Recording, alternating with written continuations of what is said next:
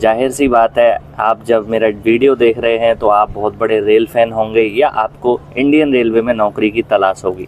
दोस्तों आज उसी विषय पर चर्चा करेंगे। दोस्तों इंडियन रेलवे में हर किसी के लिए जॉब है।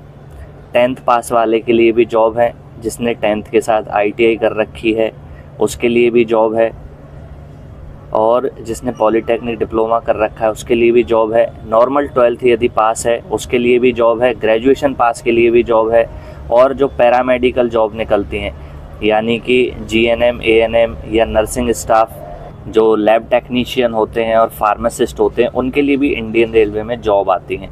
तो 10th पास वालों के लिए ग्रुप डी की एक जॉब आती है। ग्रुप डी में दोस्तों काफ़ी लोग पूछते हैं कि इसमें कौन कौन सी पोस्ट होती हैं, तो मैं आपको बता दूं कि 10th पास वालों के लिए जो ग्रुप डी की वैकेंसी आती है उसकी काफ़ी ज़्यादा वैकेंसी रहती है। लगभग 30,000 40,000 60,000 तक वैकेंसी उसमें आती हैं। लेकिन अभी फ़िलहाल जो सरकार है केंद्र में, उसका मुझे नहीं लगता कि इतनी ज़्यादा वैकेंसी इस बार आएंगी, क्योंकि सरकार का विज़न क्या है ये सरकार को ही पता है। लेकिन मेरे हिसाब से कम वैकेंसी आने की संभावना है।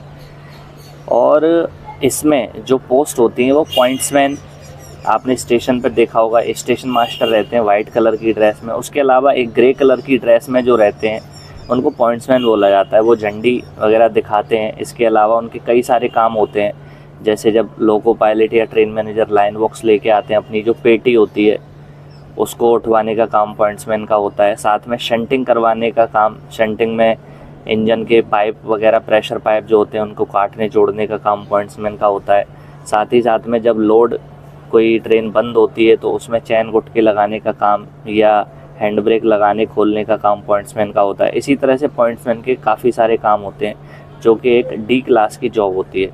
इसके अलावा पॉइंट्समैन के अलावा ट्रैकमैन, गैंगमैन, कीमैन, जो आप पटरियों पर ऑरेंज कलर के कपड़े पहने देखते होंगे, वो जो पेट्रोल क्लिप होती हैं पटरियों पर उनको चेक करते हैं या पेट्रोलिंग करते हैं। या फिर जो आप भारी भारी स्लीपर्स वगैरह उठाते देखते होंगे, या फिर ट्रैक की मरम्मत का कार्य, ये ग्रुप डी वाले कर्मचारी ट्रैकमैन, गैंगमैन, कीमैन ये सब करते हैं। इसके अलावा एक होता है मेडिकल असिस्टेंट, जो कि ग्रुप डी में डॉक्टर के नीचे रहते हैं, चपरासी, उनको बोला जाता है मेडिकल असिस्टेंट। इसके अलावा CNW हेल्पर भी होते हैं। CNW का मतलब होता है कैरेज एंड वैगन, CNW उसमें हेल्प करते हैं, यानी कि पूरी गाड़ी को चेक करना, हथौड़ाबाजी करना, ठीक करना गाड़ी को।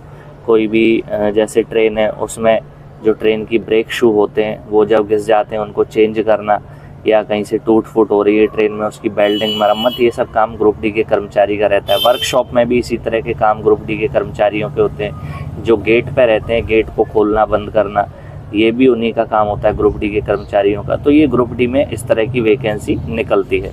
ग्रुप डी के कर्मचारी उसको बोला जाता है।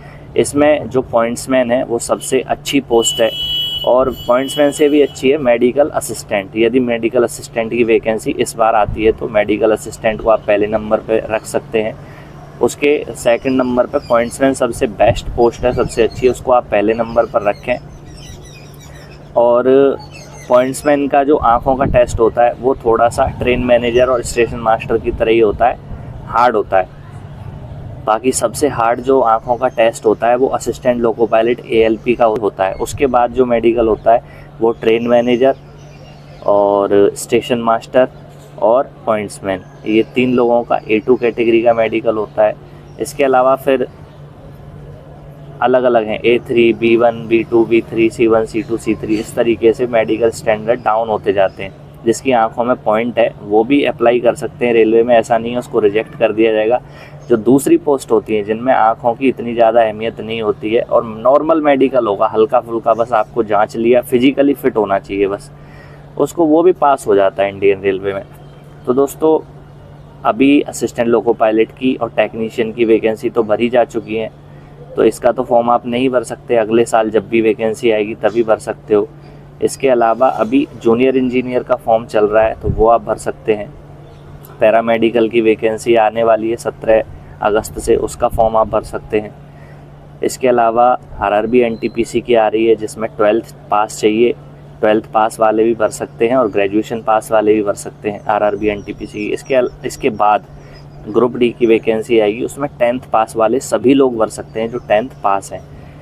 और यदि ITI भी कर रखा है 10th पास के साथ साथ तो और भी उसमें पोस्ट एक्स्ट्रा रहती हैं ITI वालों के लिए, आप उनके भी फॉर्म भर सकते हैं। वरना नॉर्मल 10th पास हैं तो आप आराम से ग्रुप डी का फॉर्म भर सकते हैं, एग्ज़ाम दे सकते हैं। केवल एक ही एग्ज़ाम होता है और उसमें एग्ज़ाम के बाद फिजिकल होता है, हल्का फुल्का फिजिकल रहता है जिसमें 1 किलोमीटर की दौड़ होती है और 200 मीटर का एक 35 किलो का कट्टा कन्नों पर लेके चलना होता है। यही थोड़ा सा फिजिकल होता है उसमें। उसके बाद मेडिकल हो जाता है। मेडिकल केवल पॉइंट्समैन का हार्ड होता है, बाकी सारी पोस्टों का नॉर्मल और ईजी होता है। तो ये कुछ इंडियन रेलवे में लगने का प्रोसीजर है।